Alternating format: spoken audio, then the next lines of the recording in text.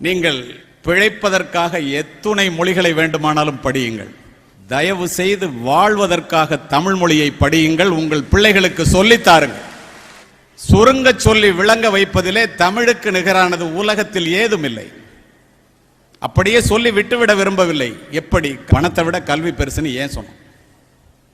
வெள்ளத்தால் போகாது, வெண்தணலால் வேகாது, வேந்தராலும் கொள்ளத்தான் இயலாது, கொடுத்தாலும் நிறைவின்றி குறையாது. பணம் கொடுக்க கொடுக்க குறையுண்டா, கல்வி கொடுக்க கொடுக்க வளரும். அதனால பணத்தை விட கல்வி பெருசுறான். மன்னர்க்கு தன் தேசமல்லால் சிறப்பில்லை, கற்றோர்க்கு சென்ற இடமெல்லாம் சிறப்புனா. ஒரு அரசனா இருந்தா அவன் நாட்டில் தான் சிறப்பு.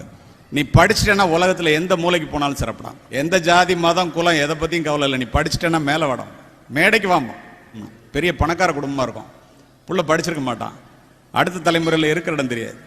ஏழை குடும்பமா இருக்கும், புள்ள படிச்சிருப்பான், ஆலமரத்தை போல விழுது விட்டு வளரும்.